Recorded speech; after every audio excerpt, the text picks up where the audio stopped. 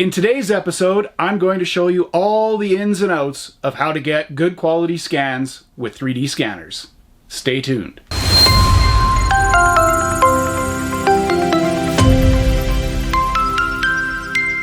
Okay, I always think it's a little bit of fun to have a look at a head-to-head. So in today's episode, we're going to have a look at a head-to-head between the Revopoint Miraco, which I have in the garage. So that's an all-in-one Android device scanner. And we'll have a look also at the Revopoint MetroX. And that's a scanner, of course, needs a separate computer, but scans a little differently, right? So it's got both a laser mode that I've already shown you, and in today's episode, we'll go head-to-head looking at blue structured light versus the structure from motion with these two scanners.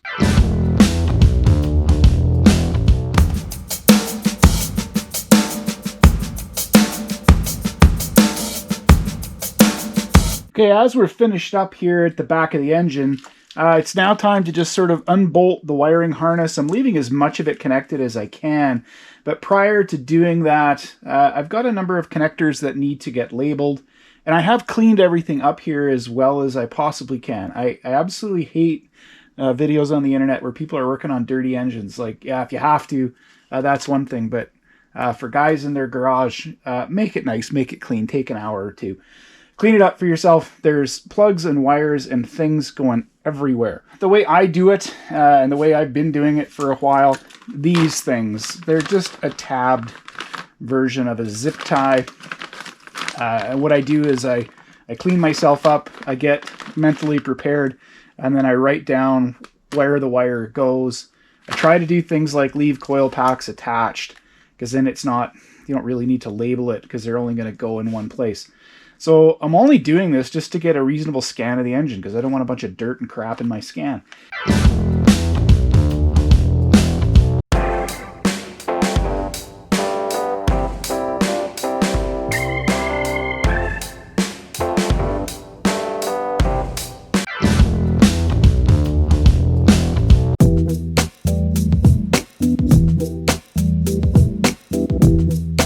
So after a little bit of work, here we've got the model done. I'm still sitting on the floor in the garage here, so I'm not doing anything fancy with any of this stuff. But I did just want to let you see what we're going to do to get this done. Now, part of the video today is to learn a little bit about settings and how these things work for both these scanners, right? So for both the Miraco scanner and for the MetroX, mostly because you guys have been asking, so I get questions and I try to answer your questions as much as I can. But I figure a video can probably fill out some of these details even better. Nothing much wrong with this scan. That is as it is off the scanner. I've not done everything. I've just gone through to the mesh point. So I have done some editing in terms of isolation and overlaps. I've taken care of those, and I've not done anything else. This is with that MetroX. So I just did this scan, and you can see what's missing. So I'm not able to get this whole engine in one go, and that's as much a me thing as it is a scanner thing. But I find it actually pretty difficult to coordinate all the moves to get everything in exactly the way I want it, and I hate editing this stuff. You can spend a lot of time editing it in 3D, but I've always found, and I've said consistently, if you've got an error in your scan, stop, back up, and then scan from there. If you've got, like, you could get a whole block in here for this engine that's out of place. Remember, the scanners do not like things like symmetry. They don't like things like repeating patterns. So each one of these cylinders, if you're zoomed in on a cylinder, it sees that same thing 5 times. It often can get itself confused. If you see it getting confused when you're scanning, stop, back up to the point, the last known good scan, and then restart from there. It's just the only way to make this work. Now, as I go forward, I'm going to be adding scans, but not to this scan. I'm going to scan them in separate files, and then I'll put them all together. But you need to have about 30% of the models overlapping. All right, so what I'm going to do is carry on with this scan from basically from where I left off, but knowing I need to have 30% of it overlapped so that the software can put it together. And the software does that it does that really reliably if you've got the right amount of overlap. So it was pretty clear in my first scan that what I'm thinking my overlap component is going to be is my cylinder head. All right, so I can restart the next scan on the top of the cylinder head, run it all the way down the back of the engine, and then carry on to the intake side of the engine where all the ancillaries and everything else are. And once I get that scanned, I can stop, and then I can start again on the cylinder head, go over the top past the cam sensors, right, and then do the ancillaries down towards the front. So I think it's going to be 3 more scans. I'm not 100% sure here. And you can see what I'm up against if I pan over and we just have a quick look at the engine here. So you can see we've got, and I need all this stuff in my scans, like the air conditioning compressor, I've got the alternator here, power steering pump, engine's going to have all of that stuff. Things get really confusing up in this corner where I've got the thermostat housing. There's a lift eye bracket over here and all of that stuff. It doesn't come off unless I take the whole ancillary side off, and I didn't want to take this engine apart in the first instance. So what am I doing here? I'm going to go over the top this way, down the back, and then along the side. And then as I hit the side, I know turning this corner is going to be really difficult to do. So I'm going to come back to the start, come over the top, and then go down. And yeah, I'm afraid you do have to plan these things out as carefully as this. And when you do that, then fewer bad things are bound to happen. Again, part of the point of making this series is to show you that none of this is magic. So this is going to be done with the MetroX because I find that the blue structured light mode that it uses, while not as good as the marker mode, like the marker mode is absolutely deadly with that scanner. If you've got time to put markers on an engine and do it all up like that, it's going to be great. If you've got simple patterns and you can put the various 3D mats and blocks and other things on the part, also it's going to work great. Now, when we do this with the Miraco, so it would do it again in global marker mode or in marker mode. It would work fine in those 2 instances to do it.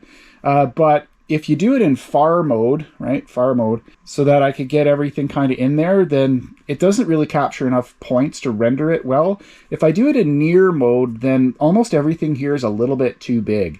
But what I like the Miraco for is little things, for example, brackets. This case, once again, all I really need is the back half of this engine in order to do the design work I have to do for clutches and flywheels and things going backwards. So I'm just going to use the Miraco to double up the back scan of this engine. So basically where we're starting from here. And it's going to work fine for doing that. It's not a problem at all. To show you the pace that I'm going to go at with this, we're going to go live here for a minute instead of stop motion, just so I can show you.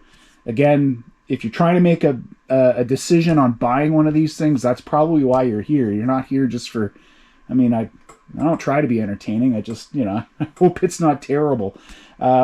But I hope that's the thing that I'm bringing to the conversation here.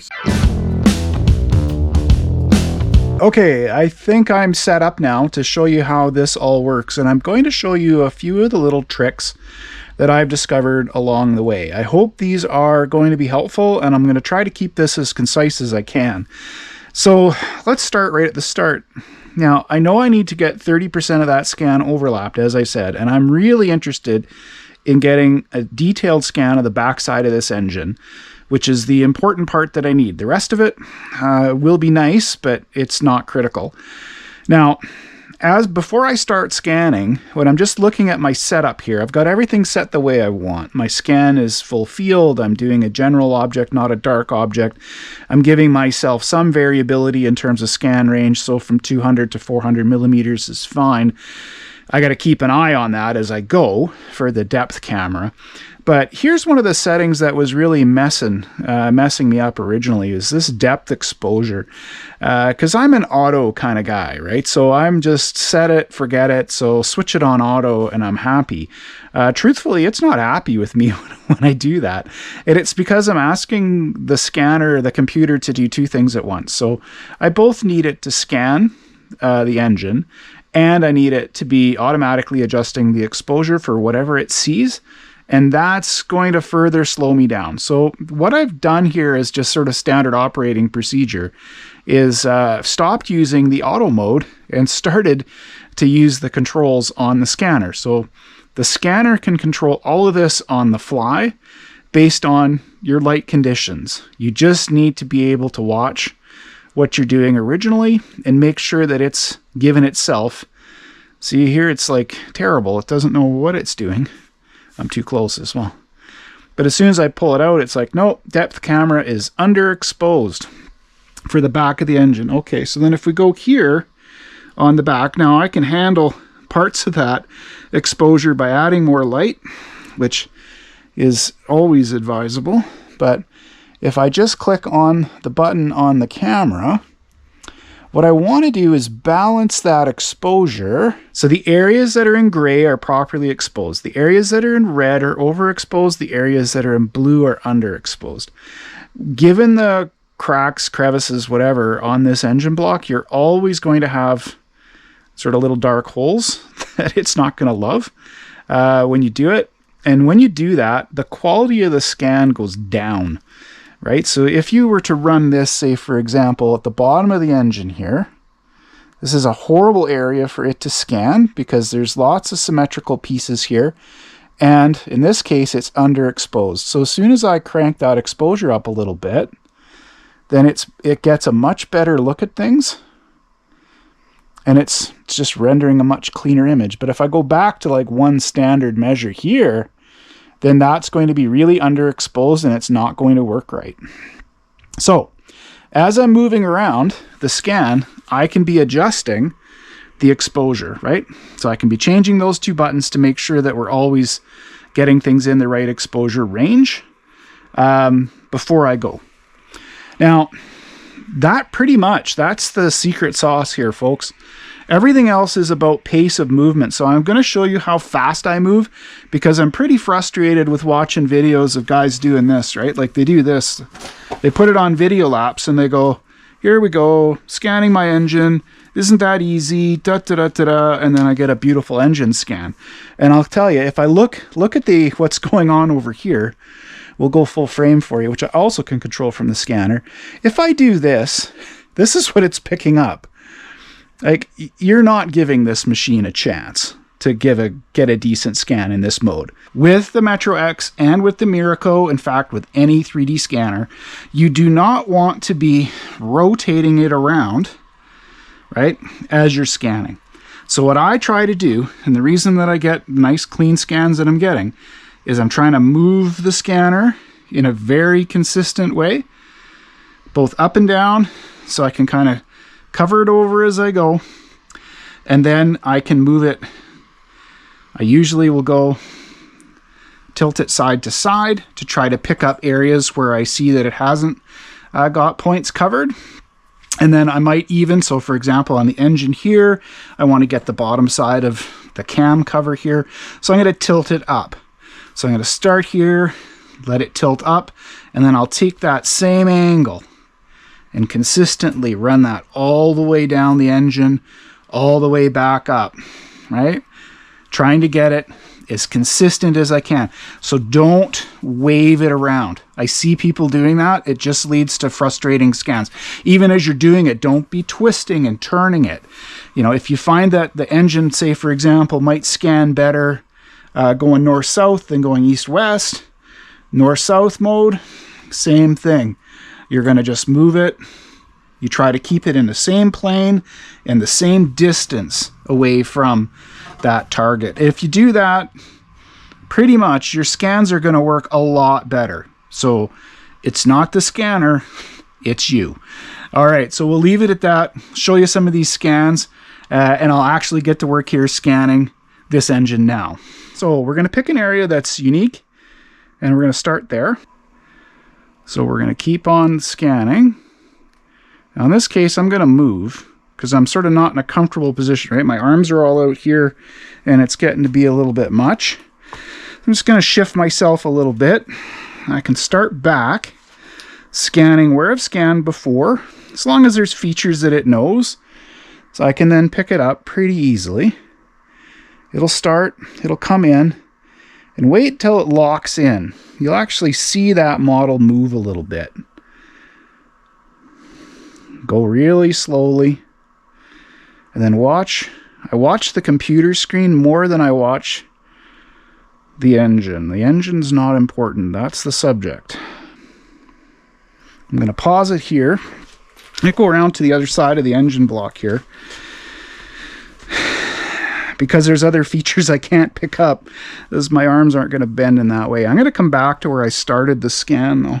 So in this scan, all I'm doing is filling in some of those shadowed areas that'll exist because of the way I scanned it the first time. But I have to watch the model to make sure, like the backside of that filler, you're not going to get the backside of that filler until I tilt my hand. I'm going to tilt my hand, I'm going to rotate, but I'm going to go slow and get that filler cap in.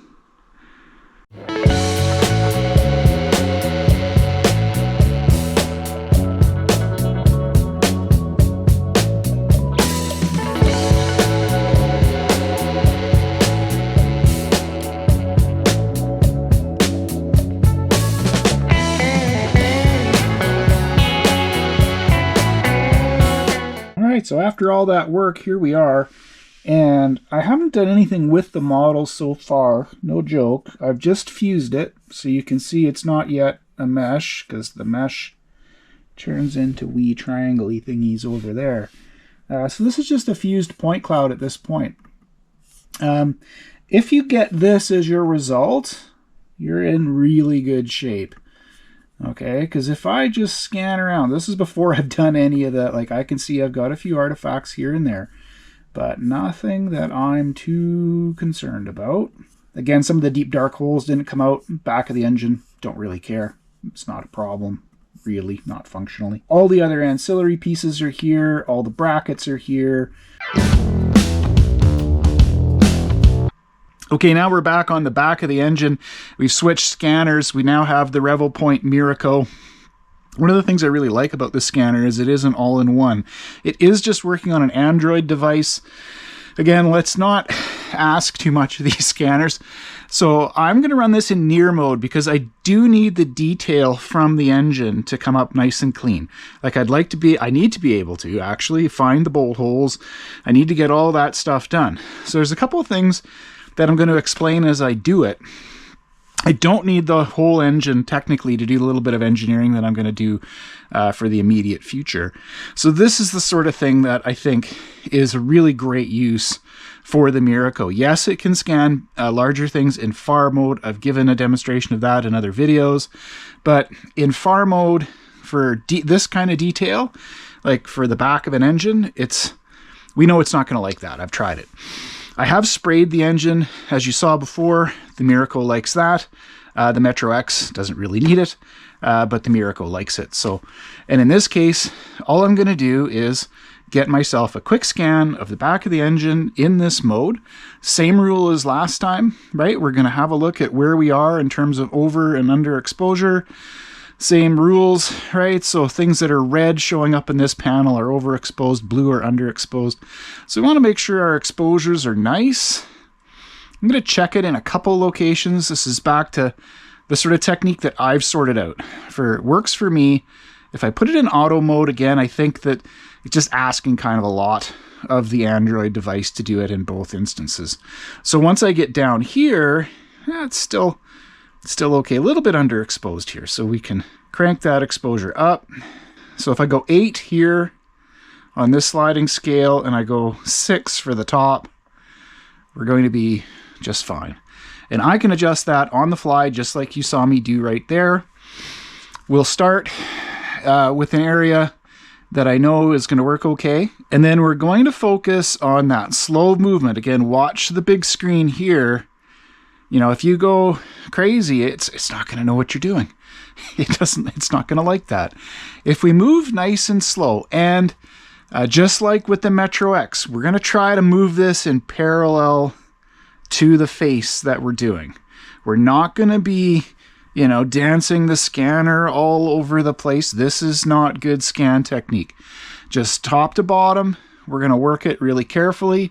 And then the last trick, I'll show you as I do it, is when you hit round objects, right, that are large. So for this example, the back of the crankshaft here, it also has the problem of the symmetry of all the bolt holes in it. Yes, it's got the pin to show you where the reference is for the flywheel, but as you're doing this, if you try to scan that all in one piece, none of these scanners like that, because they see it's round, they see the holes, and they start imagining that it could be anywhere in that circle, and it could be. So what you're going to do is we're going to move around the whole crank, and we're going to try not to center any scan right in the middle of it, because it's not going to want to do that. So we're going to just sort of scoot around the edges. We'll get that done that way. That tends to work best for me. You will have to play around a little bit and see what works best for you. Okay, so I'm going to lock in here at the top, right? I'm just going to give it a little practice here while I go, and away we go. We know we're not going to catch all the features in the first scan. We don't care about catching all the features in the first scan. We just care about being able to get from the top to the bottom as good as we can. I'm going to raise that up again to 8. The exposure, so I get that in. So no problems here. Okay, bottom of that engine. Trying to stay parallel to the engine. Trying not to catch the crank. Okay, so we're going to call that done for the passes going this way. We can now come in. So we didn't lose tracking one time. Everything was absolutely fine, right? All I really need is the side of that. Just need the back side of this engine anyway, but I can just turn the engine a little bit, and we can go back in now at an angle. Okay, so we'll go at an angle to the surface, cover it this way, right? And then once we're done with that, we're going to turn the engine the other way. We'll do a third pass, and then we're going to be done.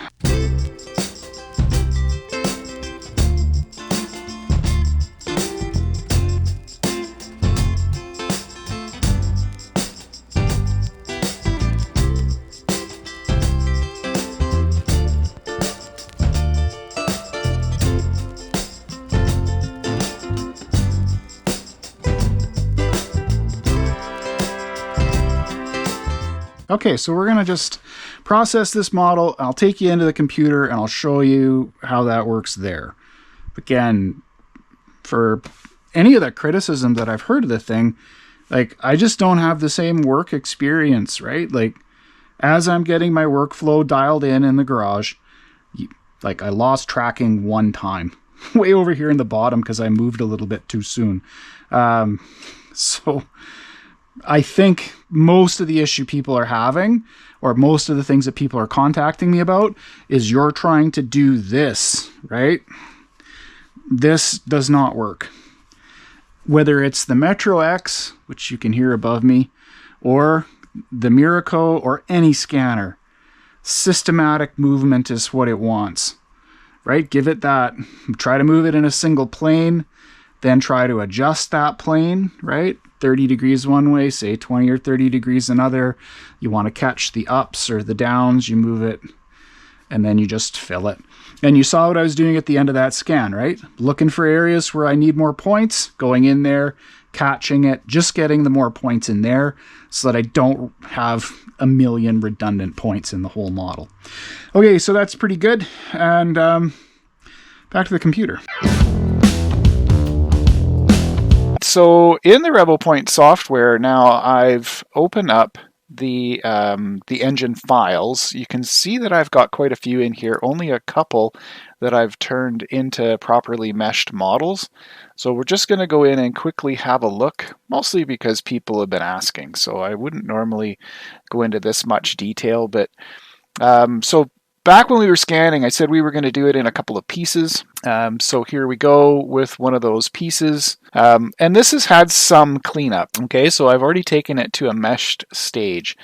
So if we want to go back to, say, for example, the raw data, we can just click on the raw data and you can see where we started out.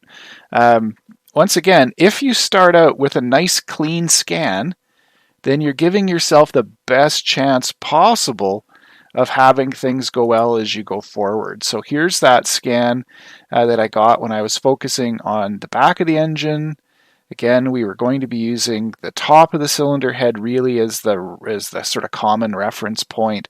Then we go down the intake side of the engine, so that all looks pretty good. And then we go around to the front and we see, okay, we don't have the front of the engine scanned, but there's a few things floating around. But it's pretty clean. Again, so if your scans aren't coming out as clean as this, then you got to work a little harder because it makes your life in the computer a lot easier.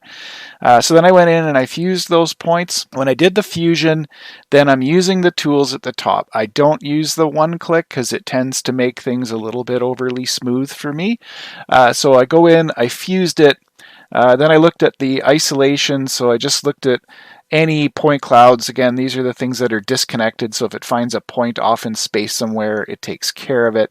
Overlaps are for areas where you've basically got a double scan, but again, we're going to try to take care of that at the scanning stage, not at this stage.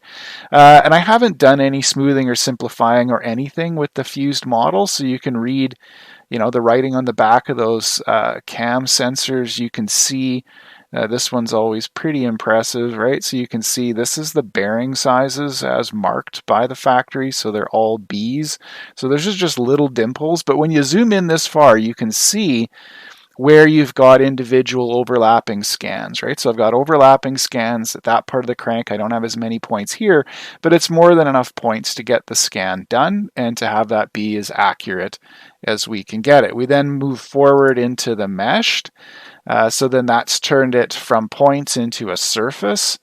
And we've got nice rendering of all the detail that I wanted on the back of the engine. Now, at any point, we can go back in and fill in these holes with other scans, or we can use the software to fill the holes. I don't want to fill the holes, for example, on the back of the crank because I'm going to need that information, so I wouldn't fill those. Anyway, you can still see the numbers and the letters and the things are getting rendered, so that's a pretty good looking scan. I think in most people's eyes, that would be just fine. Now, if you follow the techniques that I just outlined in the rest of the video, you can get yourself to here pretty easily. The hard part is getting the whole thing put together. So that's the not so easy part because we have to perform that scan a couple of times. So this is then the exhaust side of the engine. So we've got that scan in here. And then this was the hardest part of this entire engine to scan, was the ancillaries here at the front. So this was not easy, but I did manage to get it done. And this is where I really had to be very, very careful with thinking about what I was doing, because even with a little bit of spray on it, it's still dark. It's still really symmetrical. Like, look at all the circular parts here. All these parts are the same, but you can see even in the raw data, like the raw data, they doesn't look as clean as the other ones, right? Now you can see where it's having a bit of a scrap, right? It's having a hard time trying to figure out where the drive is for that camshaft. So then by the time I fuse them, now it's rectified, it's picked and cleaned those things up, and then you get into the meshed model and everything's looking pretty okay to me. And now we'll go into the merge. So it's telling me what it wants me to do over here. I'm just going to select the three models for the merge. You'll notice that as they come in, they're not in any particular, they're just in the orientation that they were when they started. They're coming in as different colors, which is nice. And then we're going to do it based on feature alignment. I've not tried the manual alignment mode. I don't know why I would give myself that kind of pain. So here, just click on this and it should be done. And again, this isn't a small file, but the computer's pretty fast, so this won't take too long. So here's the merged model, and then I can choose to generate the model just after quickly having a look at things in here. And you can see where it's placed the individual models. So where we're filling in with one surface versus the other, right? So that all looks pretty acceptable to me. So let's generate the model from there. And we'll see how the final looks. Okay, so this is the final model. All the files are now merged, and we have one solid for the whole thing. Now, it still has, because the other models don't all have everything trimmed, I still can do a little cleanup here before I go a whole lot further. I'd probably spend a little bit more time with this if I wasn't showing you how, but there we go. So from here, I can go ahead and mesh the model. I'll come back and show you when everything is all meshed. Here are the models that we scan using the Miraco, right? So using the other scanner. Largely speaking, pretty similar to what we got with the MetroX. Not a lot of difference here in terms of the accuracy. There are more frames. So I pretty much maxed out the frames for each one of these scans. So there may be a little bit more data, I think, in this Miraco scan than there is with the MetroX. So I can merge those two files to make sure I've got a relatively complete version of both. So we can have a look at it here. There's still areas in the deep holes where we didn't get it filled. Generally speaking, that looks pretty good, given the amount of time we spent on it, which wasn't much. You can see the effect of the fusion over here on this side. So on the intake side, because you can't quite read the text and you can see this sort of ghosted imprint. And that's just the two models not being in perfect correspondence in that part. But the rest of it turned out really well. And I really did want to show you that, just in doing those different angles, this is the extreme up look. That's turned out pretty well. Looking down at it, that's pretty good. There's a few little holes here and there. I could take care of that easily enough with the hole filling elements, and I probably would do that if I was concerned about those holes. This is going to be more than good enough for what I need to do, way more than good enough. So there you go. There's your example. So either one of these scanners can do the whole engine. It's just, which one do you want to use and for what? They're producing pretty much the same data, but let's drag this now over into Fusion and we'll have a look at how we can combine these things in an engineering workflow. Okay, now we're over in Fusion, and as you can see, I've imported both models. Got the back of the engine scanned here, and I have the bell housing. So that back of the engine scan was from the Miraco, and the MetroX did the bell housing. So we'll have a look at how these things would possibly fit together, hopefully fit together. Haven't tried it yet. But you can see when they're first brought in, they're in no particular orientation. They're in an orientation sort of relative to themselves. And you can square them up. There's a couple of different ways to do it. The purpose of the video isn't to sort of tell you how to do this, because I'm just learning myself. So there's lots of videos out there that you can watch. Now, all that I've done in order to get this to fit, to get these two parts to fit together, and they fit together. I'm going to go check the bell housing and stuff as I get rolling here, but I'm not upset with the fit.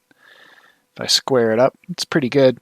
So all I've done is from those initial positions that you get when you get your scan in, the simplest way that I know how to do it, and I don't really know how to do it very well, is you take that initial scan, right? So it's here in some arbitrary location, right? So if I go to the side, and then I've created a construction plane using 3 points. So to do this, you have to go into Direct Edit, select the body, and then you pick 3 points on the plane. And then I'm just comparing it. I compare that plane constructed on the body to the plane that would be the reference plane. And over here, the result says in that dimension, it has to move 0.186 of a degree. And then you just go into Move Copy, right? And you move it 0.86 of a degree. In fact, if you hover over it, you can just click on it, and that gets you the angle. Now, that to me is probably the clunkiest way to do this, but it's the way that I do it. And it works good enough for me, folks. So I'm happy with that. That's where it began. That's where I squared it up to the reference plane. I did the same with this body here. I've just moved it subsequently to fit it in over where it fits and belongs. So from the two scanners, we've got everything put together now, and I'm pretty happy with the fit. There's only some problems, which is I've just figured out that I'm going to have air through a couple of parts of my bell housing, so I best go check how this thing all fits together. Anyways, with that, I think we're pretty much wrapped on this video. All right, so after all of that, I hope that's been useful for you. Again, I hope I've showed you some of the better techniques in order to get those scans done and to get nice, clean models that you can take into the computer and actually perform some engineering with them. I've only been using these things for a few months, so I've still got a lot to learn in terms of how to both use the scanner. That's been a tremendous ride for me to try to get these things to operate reliable, but also working with the models in the computer has also been another learning curve. I can say that I'm using these things pretty consistently now. In fact, the last little project I did with the Miraco, I didn't touch the calipers once and the parts fit together perfectly. You don't forget that you do have to measure and check things, but as long as it's making sense and you've got a good enough model, you can go straight from the scan to the product without even having to worry too much that it won't fit. Anyway, with that, it's a wrap on today's episode. We do have a little bit of fun upcoming. And stay tuned for our next video where we get to have a deep dive into the brand new Revopoint Track It. You won't want to miss it. And don't forget, keep your stick on the ice.